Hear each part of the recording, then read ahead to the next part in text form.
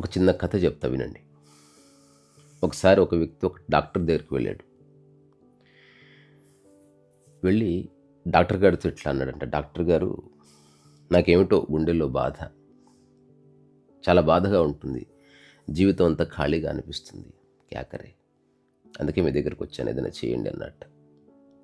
డాక్టర్గా నేను ఏదో ఒకటి తప్పకుండా చేస్తాను, కానీ ఒక చిన్న సలహా, ఈ పక్కనే ఒక సర్కస్ ఉంది, అక్కడికి వెళ్ళండి.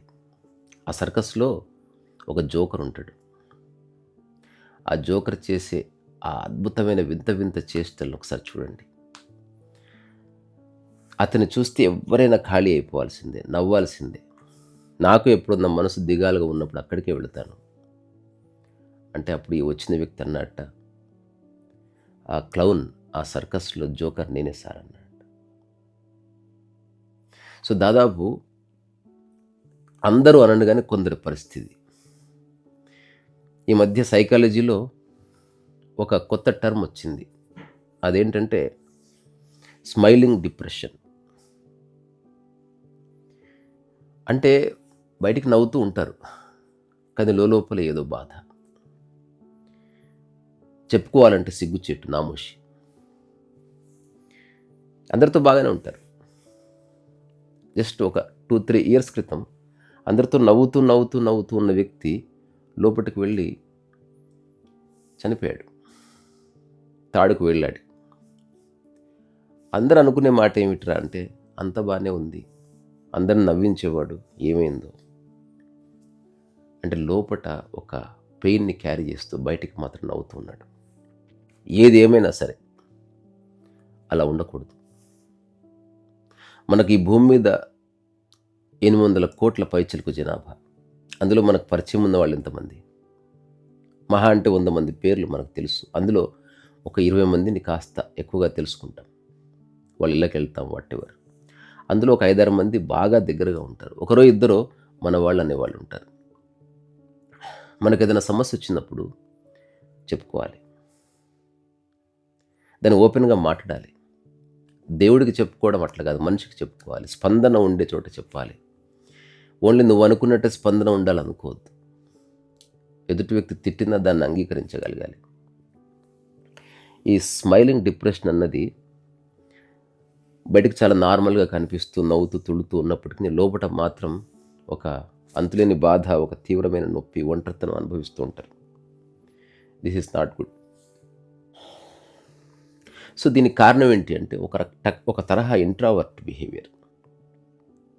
నా సమస్యలు ఎవరితో చెప్పుకోను, పంటి బిగువన నా బాధ అంతా దాచుకొని నా పెద్దల మీద చిరునవ్వుతూ కనిపిస్తాను.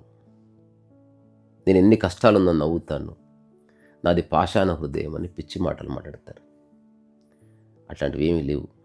ఏదైనా ఇష్యూ ఉంటే ఓపెన్గా చెప్పేసి, తిడతారు 2 తిట్లు, ఏముంది, మనవాళ్లే కదా, ఏమీ కాదు. కానీ దానివల్ల సమస్యకు ఒక సొల్యూషన్ దొరుకుతుంది. సైకాలజిస్టులు చెప్తారు, ఇట్లా ఎందుకు చేస్తారు ఇలాంటి వాళ్ళంటే, వేరే వాళ్ళ ముందు చులకనైపోతామేమో, వేరే వాళ్ళ ముందు, సమాజం ముందు నేను బలహీనంగా కనపడకూడదు, నా సమస్య ఎవ్వరు చెప్పినా క్లియర్ చేయలేరు అనే ఒక ముందస్తు నిర్ధారణకు రావడం. అందరూ బాగానే ఉన్నారు, నాకే బాధలన్నీ, నా కర్మింతే అనుకోవడం. వాళ్ళని వాళ్ళే అదిం పెట్టుకుంటారు. దీనివల్ల సమస్యకి సమాధానం దొరక్కపోగా ఆ సమస్య చాలా పెద్ద సమస్య అయి అది మనల్ని కబళించేస్తుంది. అందుకే ఎప్పుడైనా గుర్తుపెట్టుకోండి, ఆనెస్ట్గా నువ్వు ఏదైనా చెప్పుకుని ఒక ఫ్రెండ్ని తయారు చేసుకోవాలి. నువ్వు ఒక రాయిని చేతులు పట్టుకొని నిలబడ్డావు అనుకో, అప్పుడేమవుతుంది, మెల్లగా రాయి బరువు పెరిగినట్టు అనిపిస్తుంది, నువ్వు మోయలేని స్థితి వస్తుంది. మనసు కూడా అంతే, ప్రతి ఆలోచనకు ఒక బరువు ఉంది. ఏదైనా బరువైన ఆలోచన ఉంటే దాన్ని ఎక్స్ప్రెస్ చేయి, అంతేగాని దాన్ని మోస్తూ సమస్యను పెద్దదిగా చేయకు. చుట్టుపక్కల వాళ్ళు అందరికీ ఆ సమస్యలు ఉంటాయి, అంతే తప్ప నా ఒక్కరికే ఇట్లా అయింది అనుకోవడం మానేయాలి. ఈ సమాజంలో మనం ఉన్నామంటే ఏదో ఒక సమస్య వస్తుంది, శారీరకమో, ఆర్థికమో, మానసికమో, సామాజికమో, ఏదో పరమైన సమస్య వస్తుంది. దానికి సొల్యూషన్ తప్పకుండా ఉంటుంది. అట్లీస్ట్ ప్రయత్నం చేస్తే నీకు కొత్త విధానాలు తెలుస్తాయి. ఓహో, ఇదే సమస్య, నీవైతే ఏం చేస్తావు అని అడిగినప్పుడు కొత్త కొత్త ఆలోచనలు చెప్తారు. అట్లా కాకుండా మనకు తెలిసింది ఫైనల్ అని అనుకోవడం మానేయాలి. మనకు విదేశాల్లో అయితే కౌన్సిలర్స్ ఉంటారు. ఏదైనా సమస్య వచ్చినప్పుడు కుటుంబ సభ్యులకు చెప్పుకోవాలంటే నామోషి, స్నేహితులకు చెప్పుకోవాలంటే మొహమాటం. అట్లాంటి వాళ్ళకి కాస్త డబ్బు పడేస్తే ఒక కౌన్సిలర్ ఒక మంచి చైర్ మీద నిన్ను కూర్చోబెట్టి లేదా పడుకోబెట్టి అంతా వింటాడు. అతను నీ విషయాలను డిస్క్లోజ్ చేయకుండా ఉంచుతాడు కాబట్టి ఒక నమ్మకం. అతను ఒక సలహా ఇస్తాడు, అది పాటిస్తే గట్టి మీద పడవచ్చు. సో ఓవరాల్గా నేనేం చెప్పాలనుకుంటున్నాను, సమస్య ఎలాంటిదైనా సరే దానికి సమాధానం నీ దగ్గర ఉండాలన్న గ్యారంటీ ఏమీ లేదు. దానికి సమాధానం వేరే వాళ్ళ దగ్గర ఉండొచ్చు. మనం ఒక పనిని అతి కష్టంగా చేయొచ్చు, కానీ అదే పనిని చాలామంది సులువుగా చేయొచ్చేమో. సో అందుకని open your heart and mind. జీవితం చాలా బాగుంటుంది. మొహమాటానికి పోయి ఈ బ్యూటిఫుల్ లైఫ్ని ఎండ్ చేసుకోవద్దు. నేను చాలా ఏళ్ల క్రితం యాబిడ్స్లో ఉన్నప్పుడు ఒక వ్యక్తి కలిసేవాడు. ఎప్పుడు ఏకాంతంగా ఉన్నా అతని కళ్ళలో కన్నీళ్ళు. ఏమైందని అడిగితే చెప్పేవాడు కాదు. ఒకరోజు అతను హఠాత్తుగా మాయమైపోయాడు. సో నేను ఎన్నోసార్లు అడిగాను, నాకు కాకపోతే ఇంకెవరికైనా చెప్పు అని, కానీ చెప్పలేదు అతను. అట నా జీవితంలో ఒక 10 మందినో 15 మందినో చూసుంటాను. వాళ్ళందరూ జస్ట్ వాళ్ళ సమస్యను వేరే వాళ్ళకు చెప్పుకోవడానికి మొహమాట పడి వాళ్ళ జీవితాలను నాశనం చేసుకున్నారు. అంటే ఉన్నవాళ్ళంతా ఏదో ఉద్ధరిస్తారని కాదు, ఏమీ చేయకపోయినా పర్వాలే, హాయిగా ఆనందంగా ప్రశాంతంగా మూల కూర్చొని లైఫ్ని లీడ్ చేయొచ్చు. జీవితం జీవించడానికే ఉంది, దాన్ని ఎప్పుడు మర్చిపోవద్దు. నీ నవ్వు వెనకాల స్వచ్ఛమైన మనస్సు ఉండాలి. నిశ్శబ్దము, విషాదం ఉండకూడదు. నీ మాటల మధ్యలో మొహమాటం ఉండకూడదు. మనస్సు ఒంటరిగా మోసే బరువు ఒక్కొక్కసారి పర్వతంలా మారిపోతుంది, కానీ అది ఒక సరైన వ్యక్తితో పంచుకున్నప్పుడు గాలిలా, ఒక ఈకల తేలిగ్గా మారిపోతుంది. అందుకని మాట్లాడాలి, హుందాగా మాట్లాడాలి. చేసిన తప్పు ఒప్పుకోవాలి. వీలైతే 2 చీవాట్లు తినాలి. వీలైతే ఇంట్లో పెద్దవాళ్ళు ఉంటే వాళ్ళతో 2 గుద్దులు కూడా తినాలి. కానీ దానివల్ల సమస్య క్లియర్ అవుతుంది.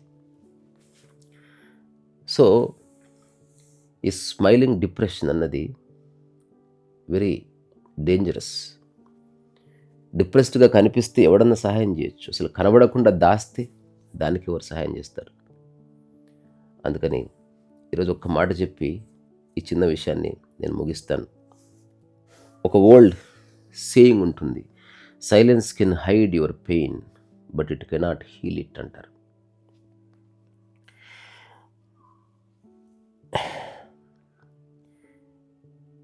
Sometimes the strongest people appears to be are the ones who cry when nobody is watching. మేకపోతు గాంభీర్యం ఎందుకు? రూపాయి ఉపయోగం లేదు దానివల్ల. హాయిగా చెప్పుకో, ఓపెన్ అప్. అందుకే చాలామంది గురువుల దగ్గరికి వెళ్తారు, చెప్పుకుంటారు వాళ్ళ బాధలు.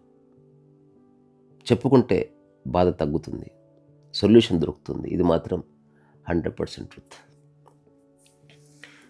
ఉదాహరణకు నేనున్నా అనుకోండి, ఏదైనా చెప్పేస్తాను. తిడితే తిడతారు, ఇట్స్ ఓకే. అహం ఉండకూడదు, దానివల్ల సమస్యకు సమాధానం దొరకదు. ఎవరి జీవితం వారిదే, సూచన మాత్రమే చేయగలను. మీరంతా ఎక్కడున్నా హాయిగా ఉండాలని ఒక అకారణ కోరిక నాదంతే. మరి ఉన్నప్పుడు ఏం చేయాలి? చక్కగా డ్యాన్స్ నేర్చుకుందాం, పాటలు పాడుకుందాం. యూట్యూబ్ ఉంది, యూట్యూబ్ చేయండి. ఒక పుస్తకం చదవండి, ఒక పుస్తకం రాయండి.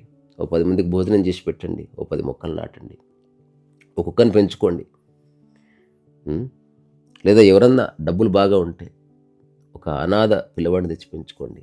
లేదా ఒక 10 మంది విద్యార్థులకు చదువు చెప్పించండి, ఫీజు కట్టండి. ఎన్నో చేయొచ్చు. ఇవన్నీ చేయాలంటే ఫస్ట్ మన మనసులో సమస్యలంటూ ఏమి ఉండకూడదు. సమస్యని క్యారీ చేసే మైండ్ అది మెల్లగా మూసుకుపోతుంది. అందుకని స్పీకప్. ఇక్కడ నువ్వు ఒక్కడివి కాదు, చాలామంది ఉన్నారు. ఎవరో ఒకరు దొరుకుతారు, వాళ్ళతో చెప్పేసుకొని బాధలు, నీ కష్టాలు, నీ కన్నీళ్ళు తిట్టించుకో, అంతా సర్దుకుంటుంది. సరేనా? రే సరస్వైస్.